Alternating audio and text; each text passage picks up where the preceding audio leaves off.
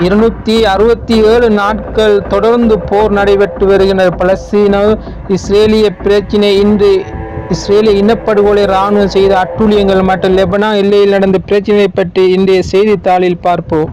காலை 3 மணி அளவில் ரவாவின் மவாசியில் இடம்பெயர்ந்து வரும் கூடாரங்கள் வீடுகள் மீது இஸ்ரேலிய இனப்படுகொலை இராணுவம் விமானம் மூலம் குண்டு வீசி தாக்கியதில் பலர் காயம். MQC கிரே ஈகிள் உலகு விமான அதிநவீன உளவு விமானம் சிரியாவின் பாலைவன பகுதி விழுந்து நொறுங்கியதாக அல்லது சுட்டு வீழ்த்தப்பட்டதாக ரஷ்யாவால் சுட்டு வீழ்த்தப்பட்டதாக கூறப்படுகின்றது. பலஸ்தீனிய அதிகாரத்தின் ஏரியா சி மற்றும் பாதுகாப்பு பிரிவுகளை நிர்வகிப்பதற்கு பொறுப்பான இஸ்ரேலிய பாதுகாப்பு அமைச்சர் கவுன்சில் மேற்கு கரையில் உள்ள அனைத்து பலஸ்தீன பகுதிகளிலும் இஸ்ரேலிய சட்டத்தை முழுமையாக நடைமுறைப்படுத்துவதாக அறிவித்து மேற்கு கரையை திறம்பட இணைக்கிறதாக தெரிவித்துள்ளது. ஹவுதிய போராளிய ஹேடம் 2 வகை ஹைபர்சோனிக் பாலிஸ்டிக் ஏவுகணையை அரபிய கடலில் சென்று கொண்டிருந்த இஸ்ரேலிய கப்பலை நோக்கி குறிவைத்து வீசிய புகைப்படங்கள் காட்சியிலும் வெளியாகியுள்ளது. வடக்கு இஸ்ரேலில் உள்ள இஸ்லாமிய குடியிருப்பில் உள்ள ஒரு கட்டிடம் ஹிஸ்புல்லாக்களால் ஏவப்பட்ட ஆளில்லாத விமானத்தை எரியும் காட்சியில் வெளியாகியுள்ளது. அல் குதுஸ் படையணிகள் ஜுஜாயா சுற்றுப்புறத்தில் உள்ள கிழக்கே துனிசியா கல்லறைக்கு அருகே ஒரு சியோனிச இராணுவ வாகனத்தை நாங்கள் முன்கூட்டியே நட்டி வைத்திருந்த துளையிடும் சிப்பாய் சாதனத்தை வெடிக்க செய்து அழித்துள்ள காட்சிகளும் வெளியாகியுள்ளது.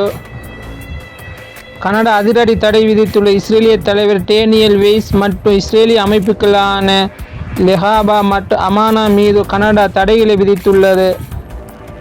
இஸ்ரேலிய முற்றுகைக்கு மத்தியில் வடக்கு காசா உணவு பற்றாக்குறை மோசமடைந்திருப்பதோடு ஆயிரக்கணக்கான குழந்தைகள் ஊட்டச்சத்து குறைபாட்டினால் பாதிக்கப்பட்டிருப்பதாக சுகாதார அதிகாரிகள் குறிப்பிட்டுள்ளனர். கடந்த அக்டோபர் 7 தொடக்கம் இதுவரை ஊட்டச்சத்து குறைபாட்டால் 35 பேர் உயிரிழந்துள்ளதாக குறிப்பிடத்தக்கது.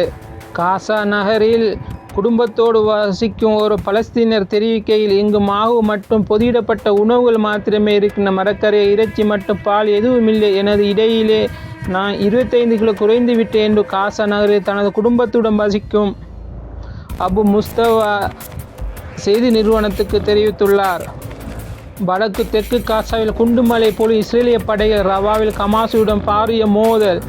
40 பேருடன் தரைமட்டமாக்கப்பட்ட வீட்டில் 15 பேர் பலி. காசாவில் பல பகுதியில் இஸ்ரேலிய படை நேற்று தொடர் தாக்குதலை நடத்தியது. தெற்கு நகரான ரவாவில் இரவு தொடக்கம் கடும் மோதல் இடம்பெற்று வந்தது. அங்குள்ள குடியிருப்பாளர் மேற்கோள் காட்டி குறிப்பிட்டுள்ளார்.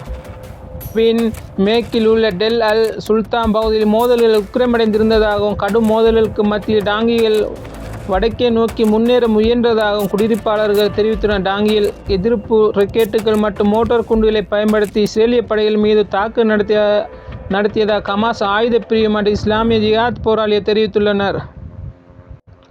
வடக்கு காசா நகரான ஃபெய்த் லாஹிலியாவில் இஸ்ரேலிய வான் தாக்குதலில் வீடொன்று தரைமட்டமாக்கப்பட்ட நிலையில் 15 பலஸ்தீனர்கள் கொல்லப்பட்டு மேலும் பலர் காயமடைந்ததாக மருத்துவ வட்டாரங்கள் மேலும் தெரிவித்துள்ளன. அபு அபாமத் குடும்ப வீடு இதன் போது தாக்கப்பட்டுள்ளது. தாக்குதல் இடம்பெறும் போது அந்த வீட்டில் சிறுவர்கள் மற்றும் பெண்கள் உட்பட 40 பேர் இருந்ததாக காசாவின் சுகாதார பிரிவு தெரிவித்துள்ளது. இவை அங்கு நடைபெற்ற பிராந்திய இன்றைய செய்திகளாக. அடுத்த ஒரு காணொளி சந்திப்போம். உறவுகளே, வணக்கம், நன்றி.